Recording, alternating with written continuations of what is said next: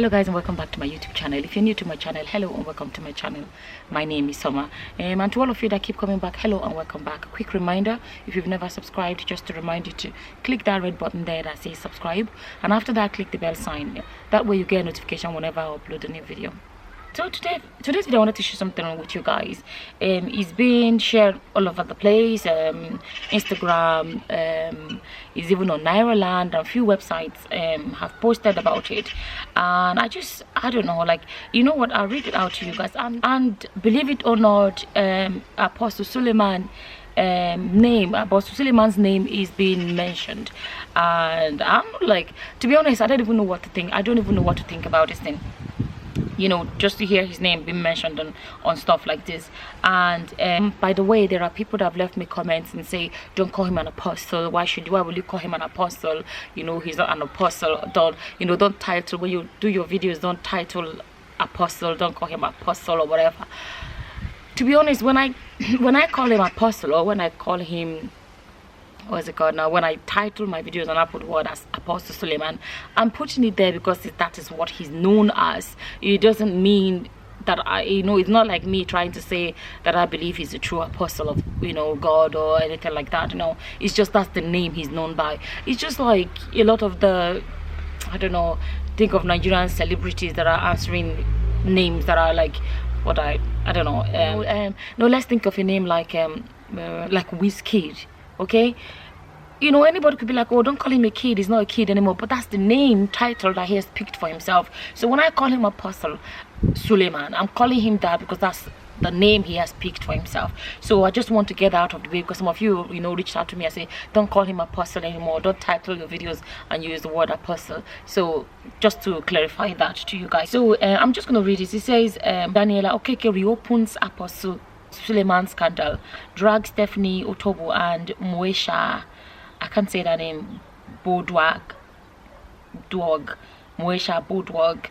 That's a name I never heard until this came up. So basically it just says Daniela Okeke, who seems to have cocked a gun 1 year after, dragged Stephanie Otobo for involving her in the Apostle Suleman scandal, and also warned Ghanaian actress Moesha Bodwag.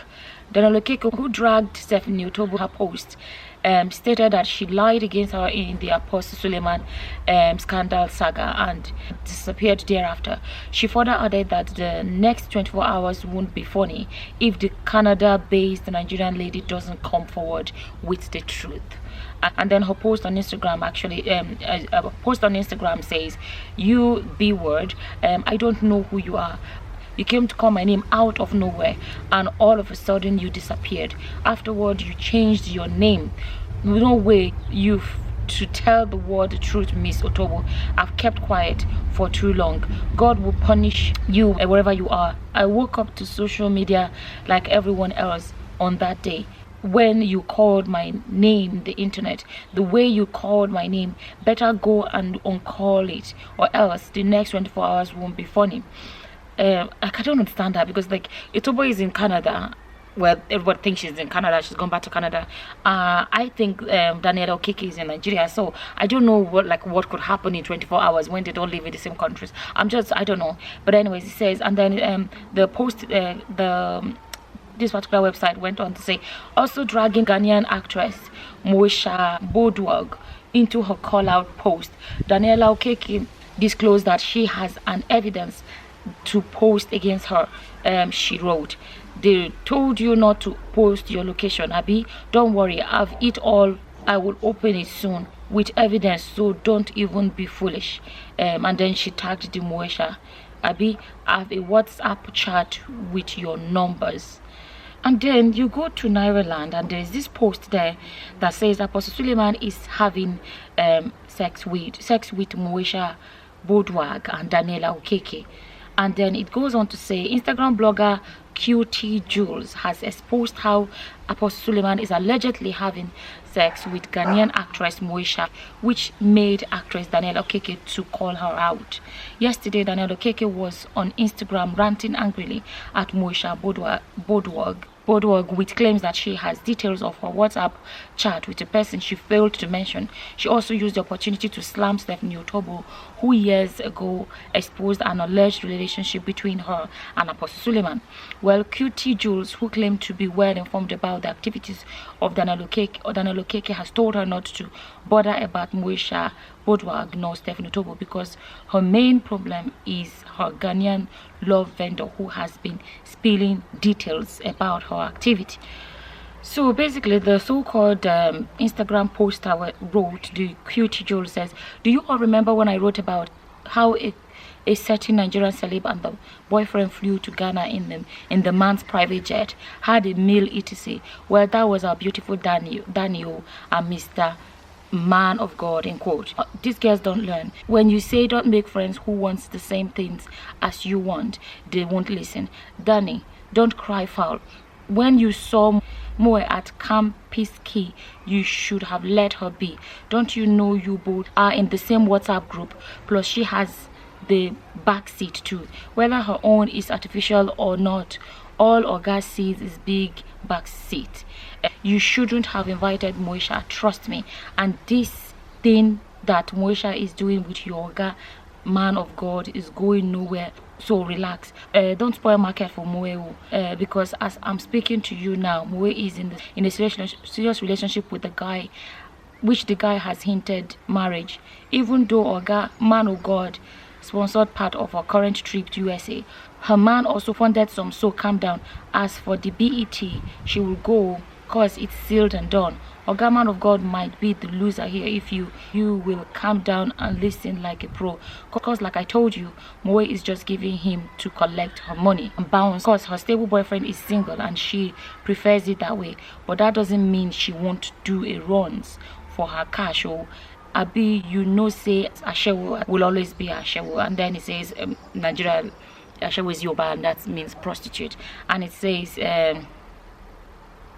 dear Daniela Okeke, you know what, Stephanie isn't your problem, neither is Moesha, but that your Ghanaian pimp, you know whom I'm referring to, the CEO of that award thing now. I don't want to give too much details. She has your news all over Ghana and even South Africa. If you think I'm lying, how did I know she's hooked you up to Safari CEO, Oscar and the rest of them? Well, she uses you as her Grammys. Anytime she wants to introduce a girl, she convinces them with how she's been hooking you up, and even mentioned the men's name. No wonder she posted you yesterday, because she knows what she's done. So she played it smart, so you won't believe anything you hear, because she knows it's coming. I don't know if you saw my DM, because I wanted to caution you. The gist with the voices were too embarrassing, so I wanted to caution you, but as usual, you were feeling TBC. I just wanted to talk about this thing because, you know, at this point, I'm thinking to myself, like, after the whole saga with Stephanie Otobo, will Suleman take a risk like this? Will he actually, I don't know, I'm just thinking, will he actually take a risk like this? Because I think, you know, he knows the whole world is watching him. So I don't know, like, would he take a risk like this to get into all of this kind of drama again? Or, you know, you would think like, okay, you know, with all that happened, even if he's gonna go that route, he's gonna be maybe super careful or more. You know, that's the thing about sometimes about Nigerian news. You don't know whether it's authentic or if it's not. But the truth is this: it is embarrassing that a so-called pastor will be associated with a drama like this. It is embarrassing. But it shouldn't be something that should be mentioned among people that are supposed to be people of God. You know, and it's, you know, it's just kind of like,